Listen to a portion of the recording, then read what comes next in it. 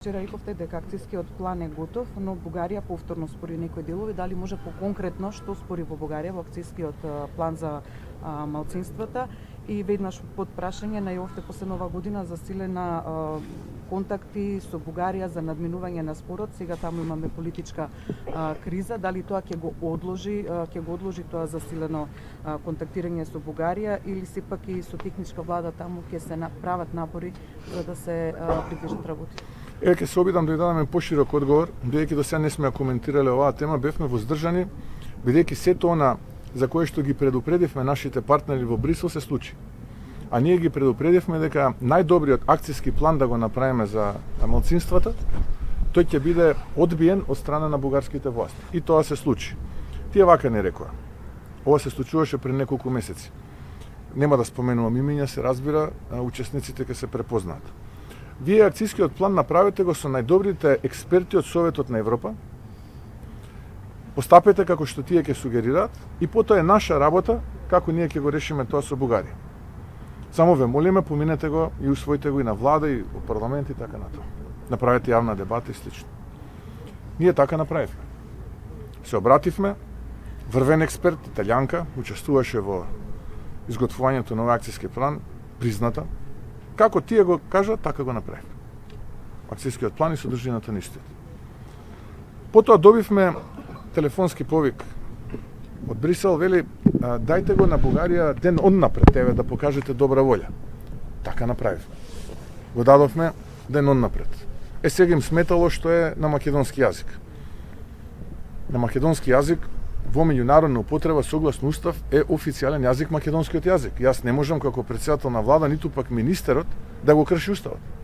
Ако не мисла дека ние ќе го испратиме на друг јазик, ние немаме друг јазик согласно уставот, а тоа е македонски јазик, а тие уштенашка покажуваат дека нема врска малцинството или бугари во устав. Има многу подлабоки корења нивните барања и многу подлабоки се проблемите и уштенашка покажуваат дека нивната намера е сосема поинаква.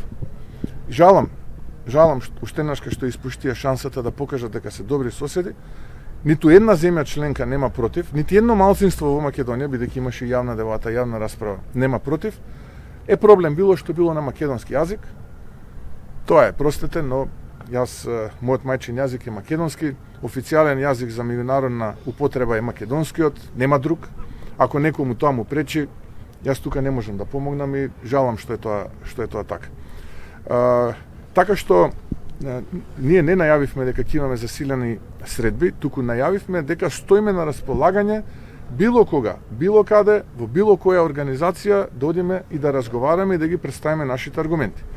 Тезата е прва дека ова не било билатерален проблем, туку било проблем наш и бидејќи бил сега заклучок на Европскиот совет и на ЕУ.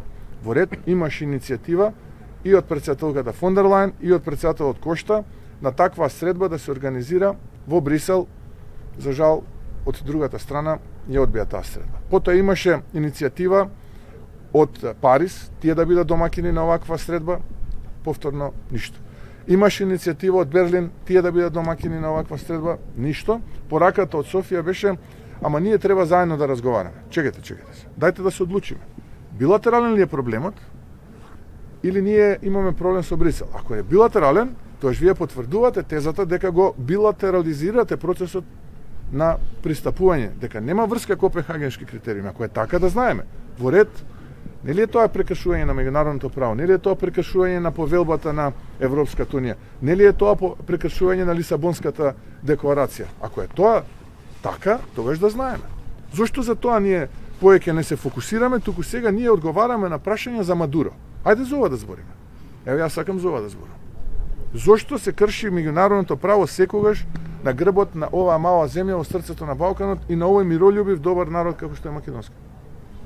Еве јас сакам за тоа да зборам. Ајде за тоа да анализирам.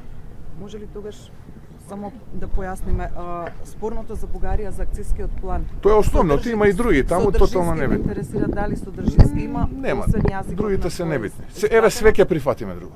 Нормално не внес во устав. Све, мада тоа не е во акцијскиот план, сите други забелешки ќе ги прифатиме, но ја не можам да се откажам од мојот мајчин македонски јазик. Ако тоа им пречи, простете, но не можеме тоа да се И за второто прашање исто појасно, значи во моментов немаме никакви посериозни контакти ниту со Бугарија преку Брисел, ниту преку било која друга Никакви, ситуација за надминување. никакви, а ние стоиме на располагање.